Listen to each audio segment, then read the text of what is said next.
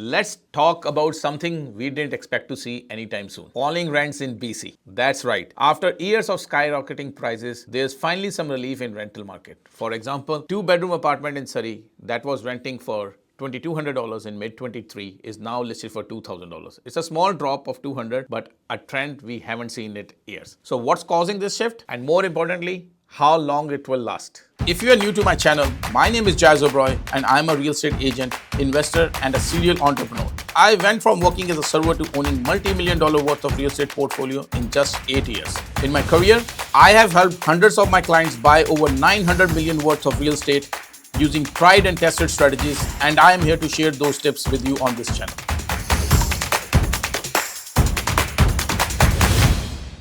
To understand why rents are falling, we need to look at several key factors: supply, demand, development trends, and investor behavior. Each one plays a role, and together they all tell the bigger story of what's happening in BC real estate market. Number one, the role of supply in falling rents. First, let's talk about supply. Over the last decade, BC has been in the midst of housing crisis. We have heard it over and over again. There's not enough housing, and that's true, especially when it comes to affordable housing or housing in right areas. But what's changed recently is the type of housing being built. In past few years, there have been significant increase in high-rise and wood frame condo building construction, particularly in cities like Vancouver, Burnaby, Langley, and Surrey. These aren't small developments either. We are talking about massive towers with hundreds of units, which are condos and purpose-built rentals. Many of these projects were started with 5, 6, even 7 years ago, when market conditions were very different. Back then, interest rates were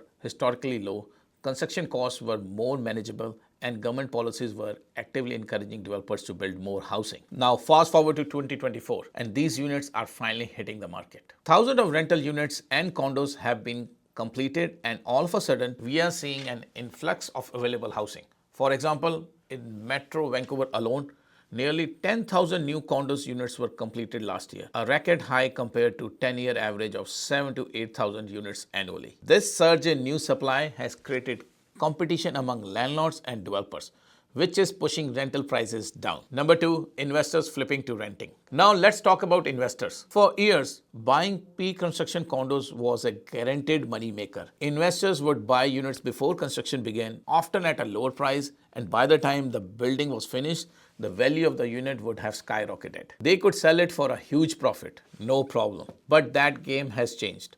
Over the last couple of years, construction costs have gone through the roof. Development fees have increased and interest rates have risen to the levels we haven't seen in decades. These factors have eaten into a potential profit investors once expected. Suddenly, those condos that seem like a gold mine are no longer selling for the price investors hope for. In fact, many are struggling to sell at all. If they can't sell, what do? They rent. That's why we are seeing a surge of condos entering the rental market, further increasing supply and putting downward pressure on rental prices. Number three, development trends and long timelines. It's important to understand that the current flood of new units didn't happen overnight. Real estate development takes time, often 6 to 8 years from planning to completion. Many of these buildings hitting the market now were planned back in 2017, 2018. Back then, demand for high-rise condos and rental units was through the roof, driven by population growth, low interest rates, and rising real estate prices. Governments also played a role. Programs like the federal government support for the apartment construction made it easier for developers to secure financing for these projects. At the time, it seemed like a win-win.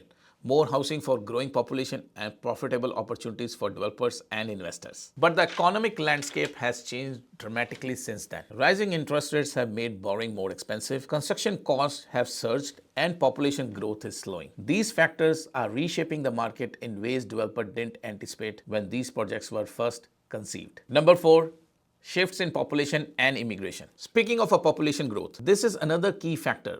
BC population has grown significantly over the past decade, driven by immigration and international students. But recent policy changes are slowing that growth. For example, the federal government recently announced caps on international student permits. This has had a direct impact on rental demand, especially in cities with large student populations like Vancouver, Surrey, and Kelowna. Historically, newcomers, whether they are immigrants or international students, make up a significant portion of a rental market. Many of these people rent 5 to 10 years before they're buying a home. But with the fewer students and immigrants coming in, we are seeing a noticeable decline in demands for rentals. The investor dilemma, rent or hold. Now for investors, the current market presents a difficult choice. Selling isn't as profitable as it was once, but renting comes with its own challenges. Many condos are small, under 600 square feet, and weren't designed for a long-term living. These units were meant to attract buyers looking for a quick flips, not families or long-term tenants. Yet the market flooded with similar units.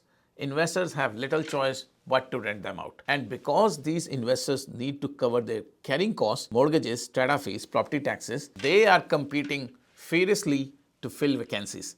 This competition is driving rents down, especially in the areas with the high concentrations of new condos. Looking ahead, now the big question is, how long will this trend last? With more units set to be completed in next few years, the downward pressure on rents could continue for a while. But this depends on a lot of factors, including economic conditions, government policies, and whether population growth picks it up again. For renters, this is a good time to explore your options and maybe even negotiate a better deal. For investors, it's a wake-up call that just because everyone is investing something doesn't mean it's best for you also. The BC housing market is evolving and the changes are reshaping the way we think about renting, investing and building. Whether you're a renter, a homeowner or an investor, it's clear that we are entering a new chapter in BC real estate story. Thank you so much for watching it. If you're in Surrey, Langley or anywhere in Vancouver area and want to chat about real estate goals, I would love to hear from you. You can book a coffee session with me with the link in the description.